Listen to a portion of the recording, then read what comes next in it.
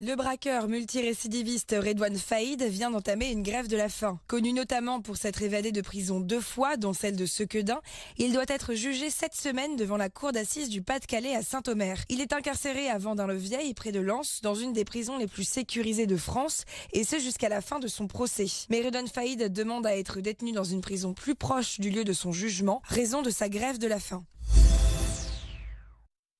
Les tambours-majors se tiennent prêts ce dimanche à envahir les rues de Dunkerque. Pour la 10e année consécutive, la Clique, l'ensemble des musiciens de la bande de Dunkerque, vont parader en musique. Ils sont 25 tambours-majors actifs au sein de l'association. On prépare les listes des musiciens pour la bande de carnaval. On fait le parcours, tout le parcours, parce que il faut que ce soit, il faut qu'il n'y ait pas d'embûches en fait. Il faut enlever tout ce qui est mobilier urbain, etc. Donc c'est tout un travail en amont déjà qui est depuis le mois depuis le mois d'octobre. Ça fait ma 10e année, c'est toujours aussi stressant. Aussi, voilà, c'est des moments de pression comme ça, mais bon, c'est de la bonne pression. Moi, ce que je veux, c'est que tous les masques lourds soient heureux et que tous les Dunkerquois soient heureux. On sera tous dans un moment de partage, de communion. On fait tous la fête, on oublie tous nos soucis quotidiens. Et puis voilà, on est tous là ensemble pour faire la fête. C'est un escape game pédagogique autour des fake news et des théories du complot. L'équipe du Labo des Images, le pôle éducatif des rencontres audiovisuelles, a créé ce concept en partenariat avec la mairie de Lille. Gratuit et ouvert à tous, il faut débusquer un homme dénonçant les conspirationnistes et les créateurs de fausses informations. Immersion et aperçu avec Chloé Berthaud. Tout commence par un message intriguant. J'ai besoin de vous. Il faut absolument que vous trouviez le pseudo du coupable et le mot de passe. Un mystérieux hacker menace une chaîne YouTube spécialisée contre les fake news. Le but, trouver son mot de passe pour l'en empêcher. Un jeu d'enquête, mais pas seulement. On a trouvé des clés USB et en fait à l'intérieur il y a des publications Facebook ou des vidéos et il faut voir lesquelles sont des fake news. Pour résoudre l'énigme, les joueurs doivent user de leur sens critique sous l'œil averti du maître du jeu. Ce qui est pas facile aussi, c'est comme ils sont dans une position de tout mettre en doute, de trouver le vrai du faux. Mais c'est un peu ça aussi, le message qu'on veut faire passer. Fake news, réseaux sociaux et même théorie du complot. Les Illuminati. De quoi apprendre en s'amusant pour les petits comme pour les grands. Ah oui, peut-être. Faire attention à ce qu'on trouve sur le net. Dans le flot d'informations, c'est assez facile de se faire avoir maintenant. Donc là, ici, le but, c'est vraiment de montrer le bon comportement à avoir sur prendre du recul par rapport aux images. Et pour déjouer à votre tour les fake news, prochaine séance en avril à l'Hybride. Un nouveau plan d'accompagnement des agriculteurs a été annoncé par la région. À l'occasion du Salon de l'agriculture, les Hauts-de-France souhaitent progresser dans le bio et l'écologie. L'idée est aussi d'encourager la bioéconomie, source de nouveaux débouchés. Pour le bio, il y a encore du chemin, mais c'est en bonne voie grâce à la volonté de certains agriculteurs. Reportage de Xavier Silly. La terre des Hauts-de-France est la première en hectares de terres agricoles. Mais avec ses 4% de fermes bio, elle n'est pas encore la plus écolo. Mais certains ont franchi le pas. Rémi Decherf, à Avelin, s'est lancé par conviction environnementale, sans oublier le rendement. Du bio sur mon exploitation, là aujourd'hui je suis à 30%. J'ai converti tous les ans depuis 6 ans 5 hectares pour faire 30 hectares. Il y a un intérêt là économique aujourd'hui. Le chiffre d'affaires que je dégage en bio, ça représente entre 15 et 20% de mon chiffre d'affaires. Un chiffre d'affaires en augmentation mais qui nécessite d'autres pratiques comme l'épandage de fientes de volaille au lieu d'engrais minéral, un choix plus difficile. Elle a un taux d'azote qui est relativement important, avec une efficacité qui est satisfaisante. La difficulté de ce produit, c'est qu'il doit être bien positionné dans le cycle sur l'année pour répondre au bon moment pour la culture. Avec de l'engrais minéral, on l'épand et on sait 15 jours, 3 semaines après, il est présent pour la plante et il est efficace. Des concessions que de nombreux agriculteurs sont désormais prêts à faire. Selon l'Observatoire régional de l'agriculture biologique, la barre des 1000 exploitations bio en Hauts-de-France a été atteinte.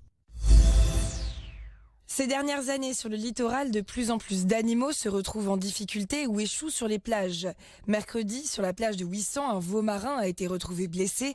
Dans le même temps, du côté de Dan, c'est un phoque qui présentait lui aussi des blessures et qui a pu être soigné. Célia Rowe, membre du réseau national échouage, explique ces phénomènes. Les échouages de mammifères marins, ils sont dus à différentes causes. Il y a des causes naturelles, la mort des animaux de vieillesse ou de maladie. Et il y a également des échouages qui sont dus à l'interaction avec l'homme. Et il y a aussi des rencontres en mer. Donc là, ça va être des interactions avec des bateaux de pêche ou des bateaux de plaisance.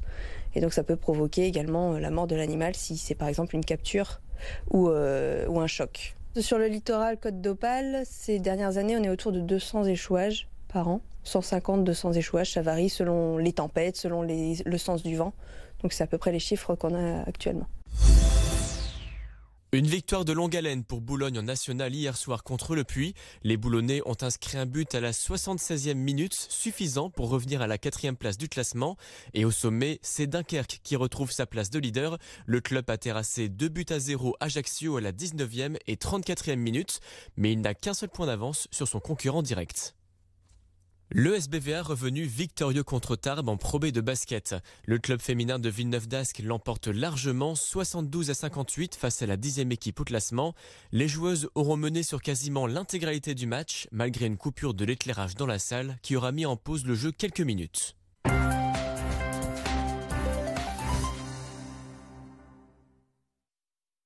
Bonjour à tous, une météo aux allures automnales pour notre région ce week-end avec beaucoup de nuages, de la pluie, voire même du vent fort pour la journée de dimanche. On y vient dans un court instant. Vous voyez qu'on a toujours ces dépressions qui circulent sur les îles britanniques et qui nous apportent finalement une nouvelle perturbation avec une masse d'air qui reste très douce pour la saison puisque le vent s'oriente toujours au secteur sud-ouest. Alors regardez la carte pour cet après-midi, très peu de changements finalement par rapport à ce matin.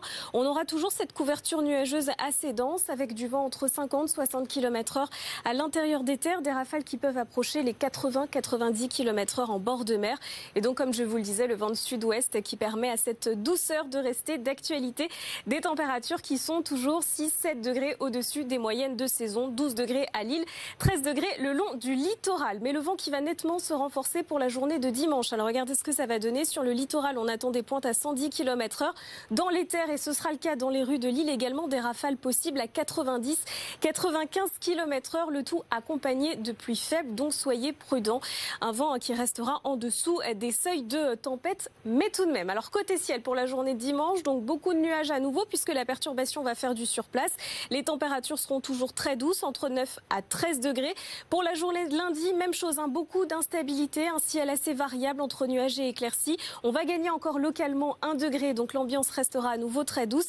Et pour la journée de mardi, mercredi, jeudi, vous voyez une baisse brutale des températures. C'est un front froid qui va traverser la région, une perturbation accompagnée d'un air plus frais en altitude. Donc les températures vont retrouver les moyennes de saison. Et pour la fin de semaine, on conservera un temps très instable. Bon week-end à tous.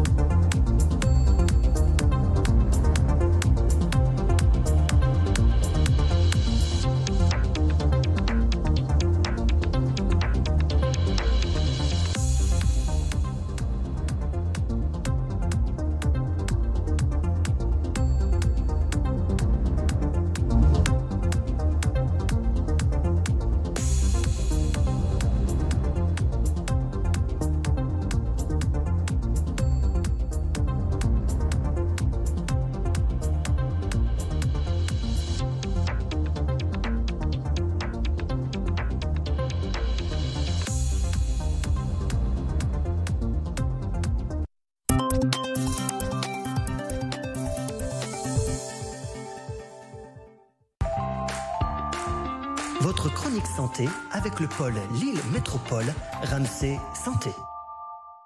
Ça passe dans du... Environ une personne sur 5 âgée de plus de 70 ans est touchée par l'artérite des membres inférieurs. Le docteur Rouer, chirurgien vasculaire à l'hôpital privé de Villeneuve-d'Ascq, nous parle de cette pathologie. L'artérite oblitérante des membres inférieurs, c'est une accumulation de mauvais cholestérol dans la paroi artérielle qui va rétrécir le calibre de l'artère. Ça se traduit essentiellement par des douleurs du mollet lors de la marche. Cela peut également se traduire par une douleur de la fesse lorsque les lésions sont plus hautes, avec souvent une errance diagnostique puisque cela peut être confondu avec une sciatique par exemple. Les patients majoritairement concernés sont ceux qui ont des facteurs de risque cardiovasculaires, qu'on parle de l'hypertension, du tabac, du diabète, l'obésité, la dialyse et bien sûr l'âge. De plus en plus aujourd'hui, nous avons des méthodes dites mini-invasives qui permettent à travers un